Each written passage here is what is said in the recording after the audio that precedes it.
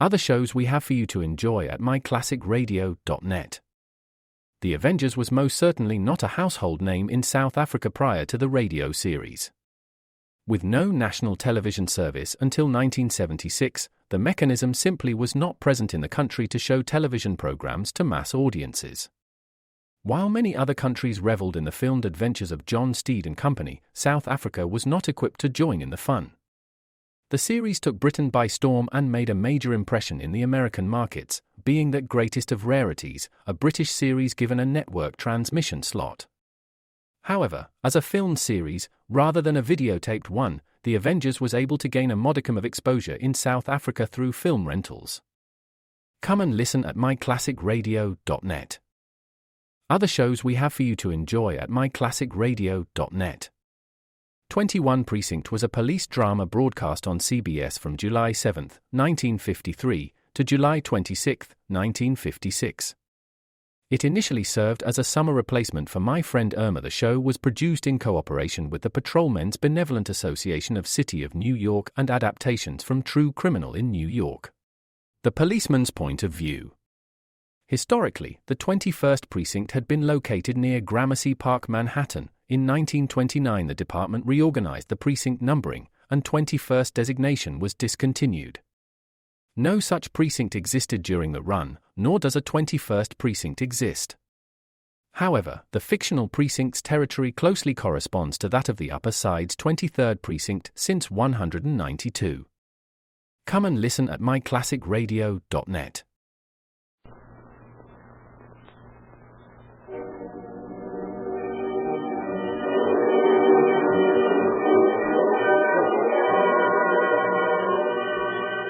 Calling all cars, the copyrighted program created by the Rio Grande Oil Company. San Francisco Police calling all cars, attention all cars. Investigate a bombing at the St. Peter and Paul Church on Filbert Street. Get over there right away. That's all.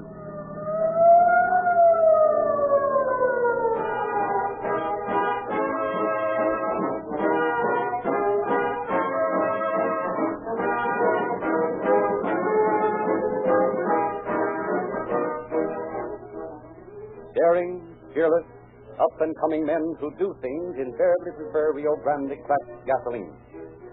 Police officers, like those portrayed in the following drama, are of this type: courageous, quick to make decisions, quick to act. When they get a call from headquarters, they have to jam down the throttle and go. More police officers use Rio Grande cracked gasoline wherever it is sold than any other brand. Los Angeles, Oakland, Maricopa County, Arizona, and many, many other cities and counties throughout California, Nevada, and Arizona choose Rio Grande cracked gasoline. And they chose Rio Grande cracked gasoline after official competitive tests, and now use it month after month in all police cars, fire engines, ambulances, and other emergency equipment. Doesn't that mean something to you? Rio Grande cracked gasoline starts quicker, accelerates faster, and delivers far more power and speed because it is refined by the famous Sinclair cracking process. It is the only gasoline you can buy that is refined by this patented process. So, if you are the vigorous, hard-hitting type who likes to do things, fill up your tank with Rio Grande cracked gasoline and enjoy the satisfaction of police car performance. After this thrilling crime drama to be enacted immediately, you will hear another announcement that presents a worthwhile opportunity. Wait for it. Meanwhile, remember, for police car performance, use Rio Grande cracked gasoline.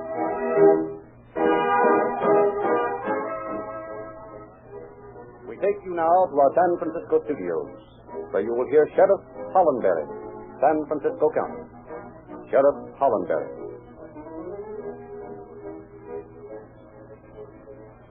Good evening. It has almost been 10 years since the bombing of the St. Peter's and Paul Church in the section of San Francisco known as Little Italy. Yet San Francisco has not forgotten the work of Chief Dan O'Brien and his men in bringing to an end the reign of terror that gripped the citizens of that district. 5 different times the phantom bomber left his deadly package of dynamite on the steps of the church. 4 times his attack was successful. What happened on his 5th visit will be told in a moment in the true dramatization you are about to hear. Before we return you to Los Angeles, however, I should like to say that we of San Francisco are proud of the crime prevention record we have, and especially in the case of the St. Peter's and Paul bombing. The solution of that case was a fine piece of police work.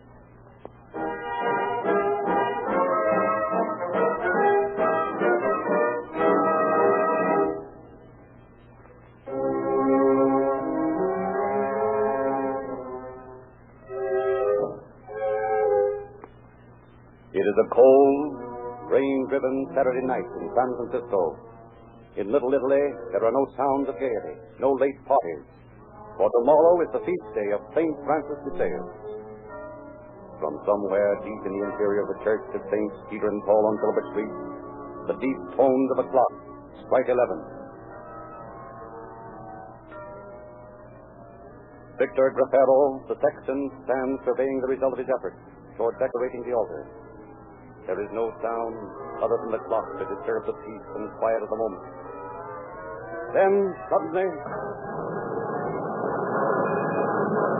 first mighty explosion shatters the silence. It sweeps floated floor, echoing and re-echoing through the nave of the church. Priceless stained glass windows flashed to the floor. Laughter rains from the halls and ceilings.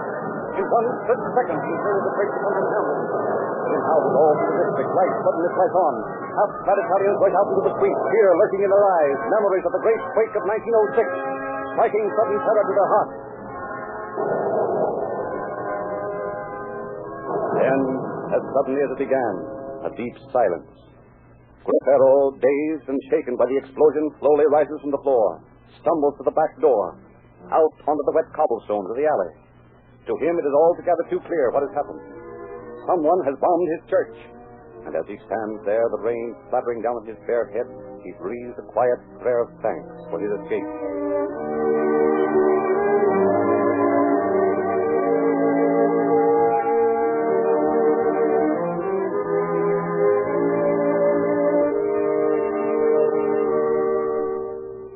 And in police headquarters, the scene is one of complete confusion. Hundreds of calls from terrified residents of the neighborhood poured in through the switchboard. Sleepy-eyed policemen snap into sudden action. Sirens, screaming police cars roar to the scene of the explosion. But upon their arrival, detectives learn nothing that might lead to the bomber. There is no single clue that can be followed. All agree that it's the work of some madman, perhaps some religious fanatic, but nowhere is there a lead as to his identity. And after weeks of inquiry, questioning of hundreds of suspicious characters found in the neighborhood, the investigation slowly cools off. The world forgets the bombing of the St. Peter and Paul Church. Peace and quiet is restored to Little Italy.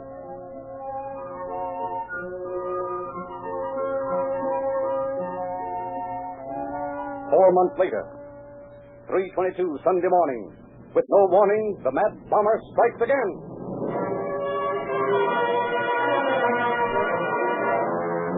And again, as on that wet evening 4 months before, terror strikes the heart of Little Italy. The police are again requested to find the fiend responsible.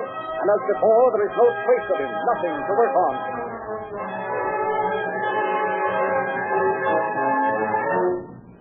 5 months later, another explosion rocked the district. And 3 months after that, another, and this time more powerful one, tears great ragged holes in the sidewalk. Smashes the great door to splinters.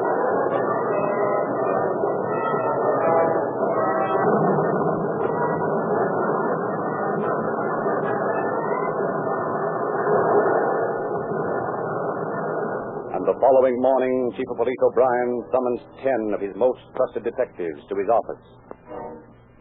Men, I'm going to place you on a secret detail. You must tell absolutely no one what it is. Upon that one thing depends the success of the whole plan. Are you willing to be sworn into this trust? I am. Good. Now, you're all familiar with the fact that the St. Peter's and Paul Church has been bombed 4 times in the last year. You also know that so far, in spite of all our inquiries, we have no suspect. In fact, we know just about as much as we did when it happened the first time. Now, the job I'm going to give you men is just this. Stop those bombings. We can't risk another one. How do we do it, Chief? I've explained the details to Captain Lane. He can pass them on to you and work out the assignment. Well, now, the plan depends, as Chief O'Brien said, primarily on the fact that no one knows about it. By that, I mean no one, and that doesn't exempt your wives. My wife would like to know. Boys, that's going to be the hardest part of your job. Well, now to be serious. Here's the idea. You 10 men are going to be stationed at 4 different points in and near the church.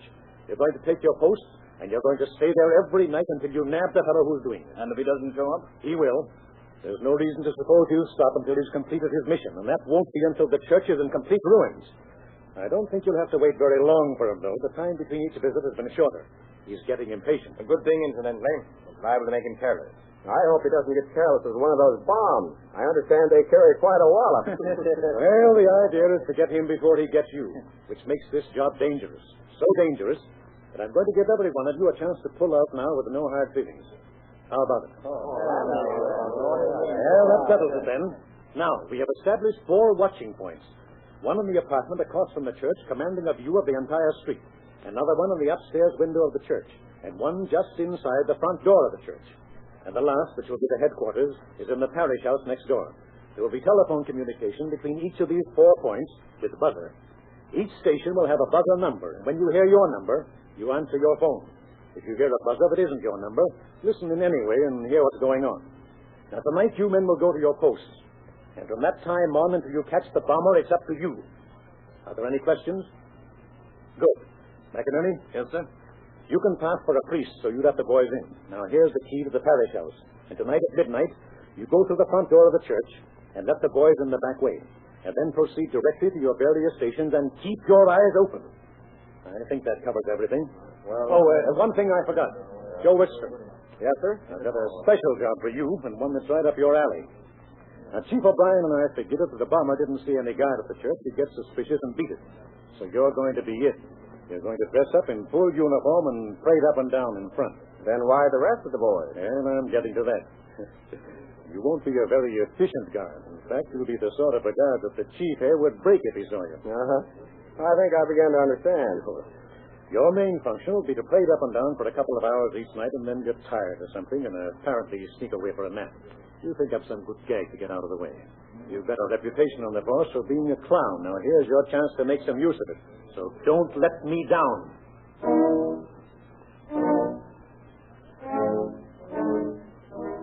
Thus, at exactly 12 midnight the same evening, Detective McInerney slips silently into the church, makes his way to the extreme back, finds his companions waiting in the alleyway. All right, boys. Come on in. Now, keep quiet. You got any kind of a light so we can see where we're going? Can't look into it. We'll just have to be plenty careful and pick our way along the aisle here. I think I can lead the way. Well, I hope so. I can't see an inch in front of me. You and me both, Joe. The main thing's to watch for the pews along the aisle here. If you can sort of feel your way along without stumbling on them, you'll be all right. Everyone's in, right? If I shut the door? Yeah. And watch it doesn't squeak on it. That's it. No, that's all right. No one can hear that. Come on now, follow me. When we get to the front, we'll split and go to our stations. I'll lead on. Okay. We're with you. All right. Careful there. Come on, quiet, boys. Take your time. Come on, this way. All right. Hold it. This is where we separate. You all know your stations? Yeah, sure we do. Good. Now then, you go through this door here and up the stairs. Window's right at the top of it. Right. The mate of you and Tom, that door over there leads to the parish house. The priest will share the window. Good enough. Let's go, Tom. Ed, you and Grumminger here. There's the phone and the buzzer right to the door. Dewey and I'll go up this way. As soon as we get to our station, we'll buzz and check the phone system. Okay, Larry. Keep those eyes peeled. Don't worry. I haven't any more desire to get blown out of here than you have. So long. See you in the morning, if everything goes well. Right. Come on, Dewey. Yeah. Easy now. Just be close to me. That's it. So, this is to be our happy little home, huh? Nice roomy spot. Yeah, it's cramped, all right. Well, at least it'll keep us from getting sleepy at the wrong time. Or something. Yeah. You gonna buzz the phone? Yeah, right now. I hope it works.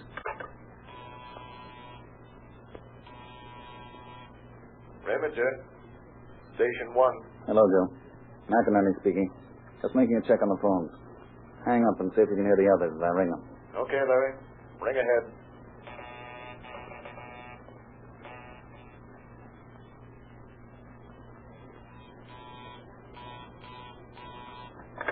Matty speaking, Station 2. Hello, Matty. McInerney speaking. Testing the phone. Can you hear me all right? Yeah, fine. Clear as a bell. Good.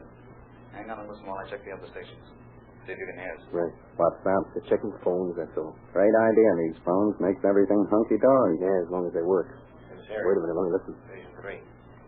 McInerney, testing phone. Sounds fine here. Good. Keep the phone open. Okay, Larry. I can hear the others talking on the line. Anything doing? No, just testing. Lennon, Station 4. Okay, Lennon. McInerney, testing the phone. Yeah, there's Lennon over at 4. Everything's fine here, Larry. Okay. Gonna ring off now. Keep your eyes open. Don't worry. The rest of you stations can hear me check back as soon as I hang up. Start with one and follow in numerical order. That's all. Keep your eyes on the street, Tom. I got to check back with Larry as soon as Station 1 is finished. Okay. Says Grumminger up at 1 ringing. McInerney, Station 5. Reminger at 1, checking back. Okay, Joe, that's all.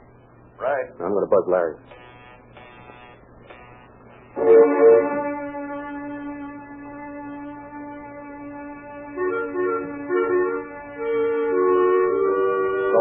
One after another, the 5 stations check and recheck the elaborate phone communicative system. Find all in perfect working order. Settle down to the long vigil ahead of them. And in the street outside the church, Detective Joe Wickstrom paces slowly up and down, to all observers an obviously tired guard, not too enthusiastic over his job. What a job, walking around by myself like a night watchman. 1 o'clock and all's well along the Filbert Street front. What a life. Good evening, officer. Cold enough for you? Yeah, plenty cold. You've certainly a lonely job here. I don't envy you at all. All a part of the night's work, ma'am. I got to admit, I've known better jobs. You watching the church? Yes, and that's the main idea. But just between you and me and the lamppost, I don't see much sense to it. It seems to me there's a lot of sense to it, officer. What with all the bombings and all that's been going on, about time the police did something about it. That's what the chief says. Maybe he's right. I still don't see the idea. Well, come along, my dear. We can't stand here all night talking to an officer. Good night. Good night, ma'am. Night, sir. Nice. Not a very conscientious officer, if you were to ask me. He didn't seem overly enthusiastic about his work, did he? That's the trouble with this police force. The men are lax inefficient. Now, when I was in the army, it was... Look back at that officer. Is that a flask in his hand? What? By heavens, I believe it is. He's drinking from it. An officer on duty, openly drinking. Now, I never heard of anything so disgraceful in all my life. I have a good mind to report him. I think you'd be in the right, too, George. After all, we do pay taxes and things that go for the salary. We do indeed. Matter of fact, I not only have a mind to report him, I think I will. Come along, my dear. I shall telephone from the first available place.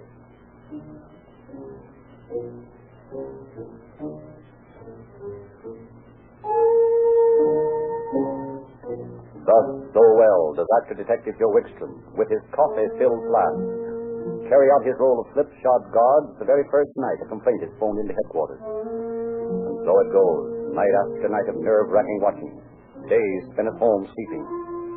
In the minds of each of the 10 men, one single thought: get the bomber and end the vigil. But the nights drag on, and no attempt is made to bomb the church. 6, 7, 8, 9 nights. Still no alarm to break the monotony of the 10 weary men's vigil. It is the 10th evening of constant surveillance. In the apartment across from the church, Detectives Sidney Du Bois and James Sinceri sit, staring into the empty street, lighting cigarettes one after the other, striving to keep alert. And 10 nights of just sitting and staring out that window. It's enough to drive a guy screw. Oh, take it easy, Sid. We may be here for 10 more, or even 10 more after that. I hope not. It's getting so I imagine I see things out there in the street. My eyes are beginning to play tricks on me. You better see if you can grab a snooze. I'll keep watching. No. I'll be all right. Just the nerves jumping around in me. You got another cigarette? Sure. Help yourself. Thanks. I'll get a light off this stuff. I know how you feel, Sid. I'm getting jumpy myself, Wrigley. You know, I could have sworn I saw somebody over by the church door a few minutes back. And when I got ready to ask you to look, I couldn't see anything anymore. Gives you a funny feeling in your inside, huh? You shouldn't. Makes you want to get up and yell all of a sudden. Only that wouldn't be such a good... What's the matter? Wait a minute. See someone? I think so. Look down the street there. There's someone coming this way. Yeah. Keep your eye on him. I'm going to buzz McInerney. he doing? Still coming this way. Looks like he's carrying something under his coat. Thank you, Manny. Suspicious character approaching church. Be on your guard. Right. Keep me posted. He's heading across the street for the church. Watch it, Larry. He's heading for the front door. We're ready. Can't see him from here yet. Revenger speaking. Station 1. We're ready here. Good. He's at the steps. Okay, Commissary. I can see him now. I've got a gun on him. Shall we bust out and nab him? No. Wait till we see what he does. He's going up the steps. You better nab him before something happens. You better nab him. Easy, Sid. Larry has a gun on him. But if he has a bomb there, he'll blow the boys to bits. He's liable to let it go when he's taken. Easy. But he's lying down. Looks like he's praying or something. Relax, boys. It's a false alarm. Larry says it's false alarm. Yeah. The guy's just kneeling there praying. Let me look. Whew. Yeah, there he is getting up. He's bleeding. Man, what a start that gave me. You and me both, Sid. I think my heart stopped for good.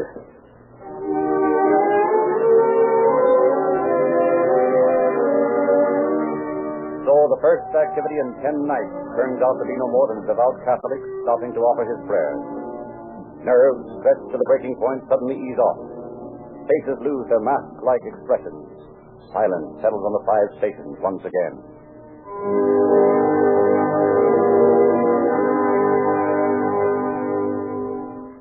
Days become weeks, weeks become months, and still the 10 detectives stay at their posts.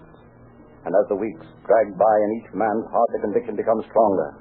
The phantom bomber has disappeared. If you ask me, the guy decided he'd done enough damage and left town. Maybe the phantom bomber's wise to the trap we've set. This is getting on my nerves. Why doesn't he bring his bomb and get it over with? My eyes are playing tricks. I thought I saw something. It can't go on much longer. My wife's going to leave me if something doesn't happen soon.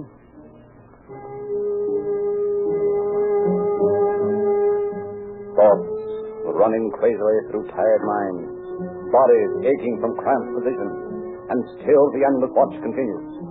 Wednesday, Thursday, Friday, Saturday, Sunday, the Sabbath. In the apartment window across from the church, Sinceri and the boys listen to the ticking of a clock, count the ticks as the minutes turn into hours. You awake, Sid? Yeah. I couldn't tell. You haven't moved for an hour. I was listening to the clock. I got it all figured out how many ticks there are to an hour. I'm going to figure out how many there are in a 12-hour day, man. Yeah, that is if you don't go back first. All right. How much is 12 times 7,200? I wouldn't know, Sid. I never was much at arithmetic. Well, that's how many ticks there are to a day if I can multiply that far. Hey, why don't you give the clock up in favor of the spots on the wallpaper? I've counted them 5 times now, and I get a different answer every time. Why don't we give this old thing up and start living normal lives again? That's simple. Because we stay here until we get our bomber friend. Any more questions? Seriously, though, Jimmy. How long do you think this thing is going to last? I can't answer that one. In fact, I've tried not to think about it. It doesn't do any good. If only something would happen. I think I'd even welcome a bomb at this point. No, thanks. Not for this one. I've seen what bombs do to people who get in their way. You know, they don't leave much to take home to Mother. Yeah, I've seen the results of bombs, too. Not very pleasant when you come to think about it. Now, I remember once when I was over on... That's us. Station 3. Commissary speaking. You're right in the street, Jimmy. There's 2 men coming this way from Powell Street. We'll be able to spot them in a minute. Okay. A couple of birds coming this way. Stand by. Right. You on the line, Larry? Sure thing. Keep me posted. I can't see them yet. Wait a minute. Yeah, now I can. One of them carrying something. Yeah, I can see it. Hey, Larry. Yes? They're right below me now, and they're stopped. Looks like they're talking together. One of them starting across the street for the church. Stand by, Larry. One of them's heading for the steps. He's got something under his arm. Watch him, Jimmy. If he starts running, let him have it. Right. He's starting up the steps now. Okay. I see him now. Stand by, Revenger. All stations ready to attack.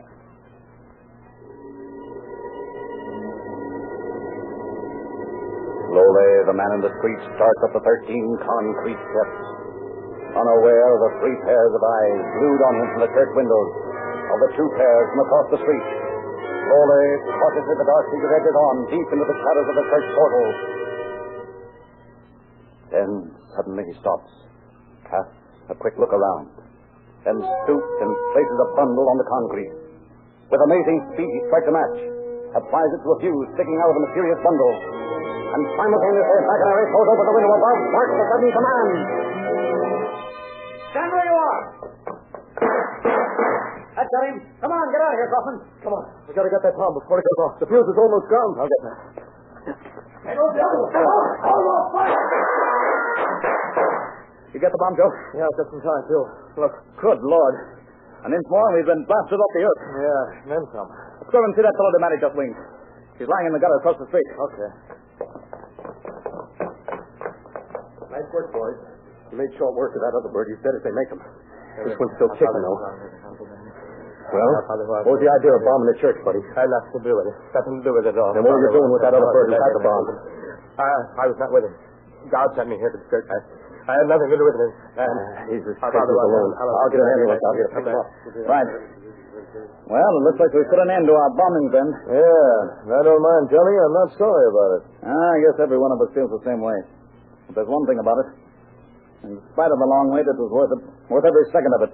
To get rid of the bomber and put an end to this reign of terror. I, for one, say thank the Lord it's over. And I, for one, will now go home and introduce myself to my wife.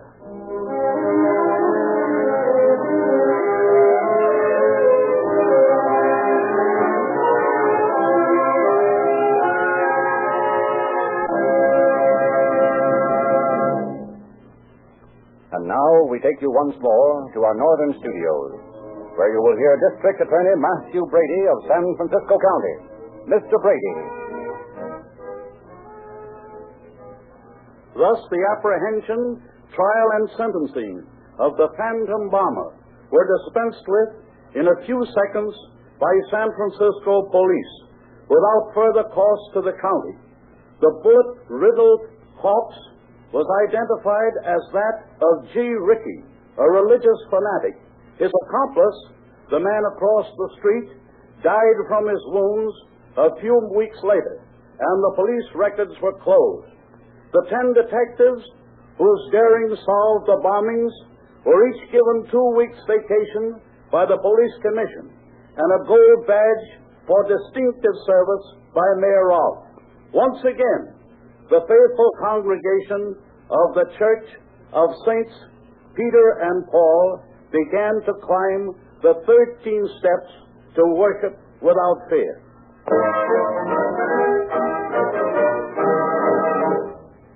Thank you, Mr. Brady. Perhaps these police dramas affect you as they affect this listener who recently wrote in. So many calling all cars programs, but now every time I hear a siren, either on the air or on the street, I say to myself, there goes some police car performance. I said it jokingly at first, then I thought Rio Grande cracked gasoline myself. Now I'm serious when I say it is absolutely everything you claim it is. No wonder the police cars use it. Every time you hear a siren, a fire engine, or an ambulance, let it remind you, too, that there goes some police car performance. And that you can have the very same performance in your car by driving into the Rio Grande Independent Service Station just down the street. There you can get the same Rio Grande cracked gasoline that powers more police cars and other emergency equipment wherever it is sold than any other brand. Your Rio Grande dealer will also give you free a toy police money with your change, which you can trade for junior police badges, handcuffs, fingerprinting sets, bracelets, G-Man pistols, and other valuable gifts to make some boy or girl happy, and a full-fledged member of Rio Grande's Junior Police Department. Ask for a copy of Calling All Cars News and learn all about it. This is the opportunity to make some youngster happy without it costing you a cent. As you get acquainted with your Rio Grande dealer, you will discover that he also sells a motor oil as fine as you can buy anywhere on earth. Sinclair, Pennsylvania. It is thoroughly de-waxed and de-jellied in the world's largest refinery, located in the heart of the Bradford Allegheny Field, recognized as the source of the best, the most expensive lubricating crude in Pennsylvania. Yet it costs you no more than motor oil refined from cheaper Pennsylvania crude.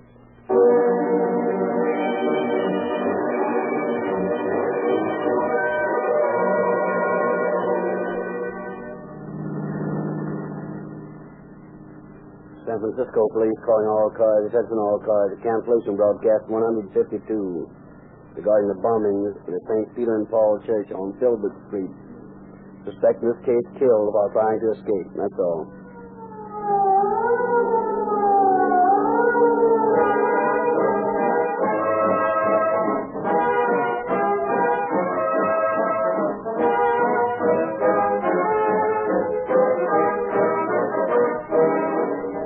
This is your narrator, Frederick Lindsley, bidding you good night for the Rio Grande Oil Company.